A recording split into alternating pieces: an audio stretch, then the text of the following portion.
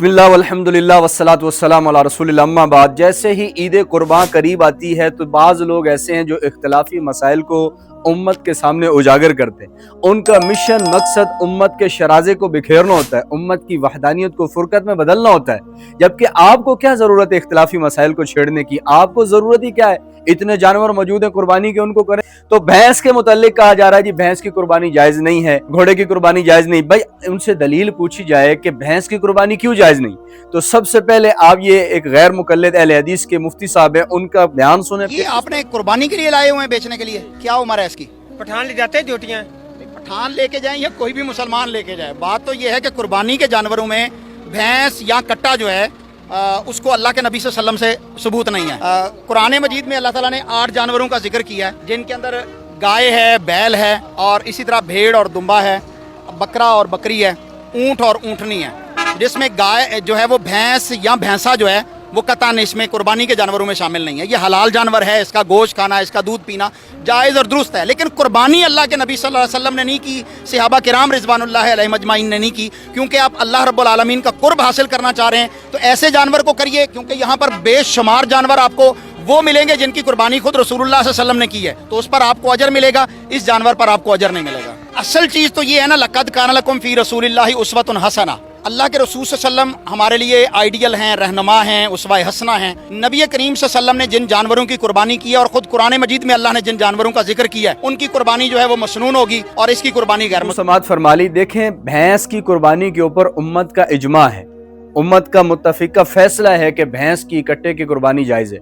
सबसे पहले हज़रत अली रज़ियल्लाहु तआला अन्हु का कौल है। हज़रत अली फरमाते हैं कि भैंस की कुर्बानी के अंदर 7 हिस्से जायज़ हैं, यानी 7 हिस्से किए जा सकते हैं। फिर हज़रत हसन बसरी रहमतुल्लाह अलैह फरमाते हैं अल जामूस बिमंज़िलतिल बकर, भैंस भी गाय की किस्मों में से एक किस्म है। हदीस किसे कहते हैं?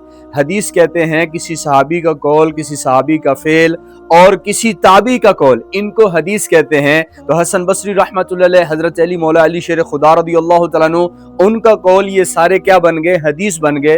मौलाना हफीज जलंधरी साहब रहमतुल्लाह अलैह, वो बुजुर्ग गुजरे, वो फरमाते हैं हदीस किसे कहते हैं? हदीस की तारीफ में ये फरमाते हैं कि किसी हुजूर अलैहिस्सलाम का कौल फेल तकरीर, किसी सहाबी का कौल फेल तकरीर, और इसी तरह किसी ताबी का कौल फेल या तकरीर हो तो उसको हदीस कहते हैं। तो अब हजरत अली का कौल भी आ गया, हसन बसरी रहमतुल्लाह अलैह का कौल भी आ गया। इस कायदे के मुताबिक ये क्या हो गया? हदीस हो गई और साबित हुआ क्या कि भैंस की कुर्बानी जायज है।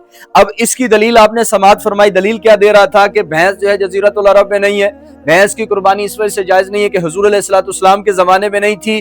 भाई हुजूर अलैहिस्सलाम के जमाने में तो जिस मस्जिद में तुम जिस मस्जिद के अंदर कलीन के ऊपर नमाज पढ़ते हो वो कालीन भी नहीं था। हुजूर के जमाने में तो पंखे भी नहीं थे, हुजूर के जमाने में तो जहाज भी नहीं थी, हुजूर के जमाने में मौलवी साहब जिस गाड़ी पर आप घूम रहे हैं हुजूर के जमाने में तो वो गाड़ियां भी नहीं थी, फिर तो आपकी नमाज भी नहीं होती।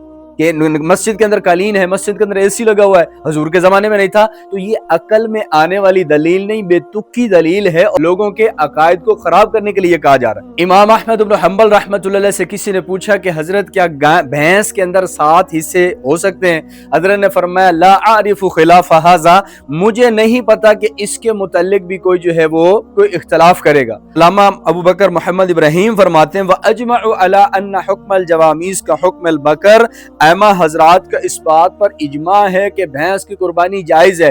देखो 4 चीजों से मसाइल अखज़ किए जाते हैं, मसाइल का मंबा है, मसाइल को निकाला जाता है। उनमें सबसे पहले किताबुल्लाह, अल्लाह की किताब है, दूसरा उसके अंदर सुन्नत है, तीसरा उसके अंदर इजमा है और चौथा उसके अंदर क्यास है। जबकि ये वो लोग एतराज करते हैं जो कुरान को तो मानते हैं, हदीस को मानते हैं, इजमा और क्यास को जो है खत्म करते हैं। ये वो लोग हैं इनमें से बात जो हदीस का इकरार करके कुरान का इनकार कर देते हैं या कुरान का इकरार करके हदीस का इनकार कर देते हैं। अहले सुन्नत वल जमात का मुत्तफिका अकीदा, मुत्तफिका फैसला, 4 चीजों से मसाइल का इस्तेंबात, उनमें सबसे पहले किताबुल्लाह, दूसरी जो है वो सुन्नत है, तीसरा इजमा है और चौथा क्यास है। और इजमा के मुतालिक अल्लामा अबू बकर मोहम्मद बिन इब्राहिम अल-मुंदिर मुतवफ़ी 319 हिजरी फरमाते हैं व अजमअ अला अन्ना हुक्मल जवामीस का हुक्मल बकर, इस बात पर इजमा हो गया कि भैंस की कुर्बानी जो है वो जायज है। इजमा चूंकि दलील शरई हुआ करता है और इजमा से ये साबित है कि भैंस की कुर्बानी जायज है।